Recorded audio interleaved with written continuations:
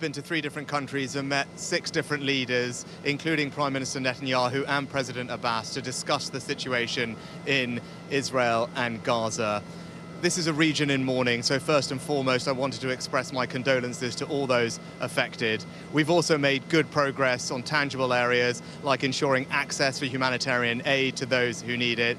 But most importantly, in a situation like this, it's important to intensify dialogue because we all have a shared interest in peace and stability in this region.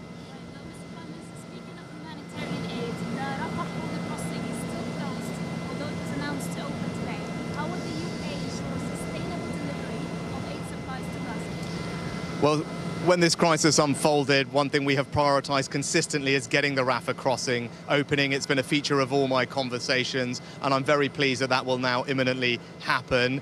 We announced an increase in our funding for humanitarian aid into the region, and when I met with President el-Sisi earlier today, he and I had a good discussion about how the UK can provide practical assistance on the ground to ensure the sustainability of that aid through the crossing to the people who need it. Well, also during your meeting here, President el-Sisi rejected proposals to relocate Palestinians to Sinai.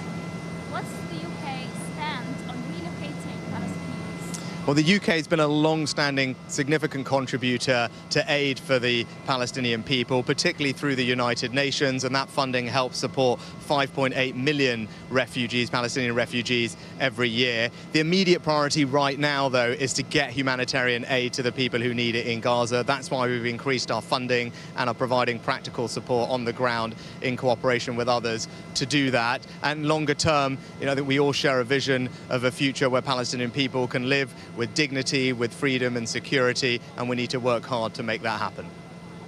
Well, speaking of bombing of an Ahli hospital in Gaza, a significant incident, the UN called for an international investigation.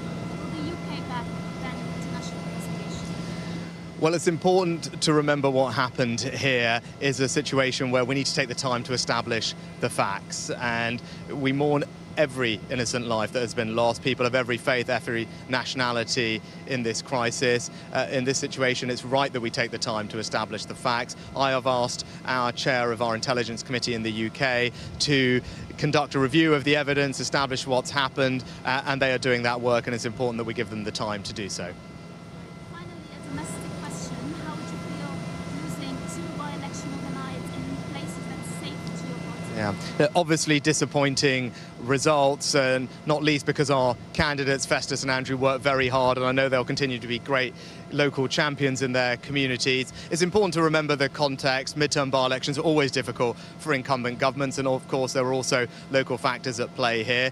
I'm committed to delivering on the priorities of the British people. That's why we're going to keep on with halving inflation, growing the economy, reducing debt, cutting waiting lists and stopping the boats. But also over the past month, I've set out some long-term decisions that will change our country for the better. A new approach to net zero, which will save families thousands of pounds, ensuring that we take a different approach to HS2, investing £36 billion in hundreds of other transport projects around the country that will benefit people faster, or ensuring that an entire generation of our young children can grow up without smoking. Those are the type of decisions that I'm making for our country. That's the change that we're going to bring, and I'm committed to delivering for the British people.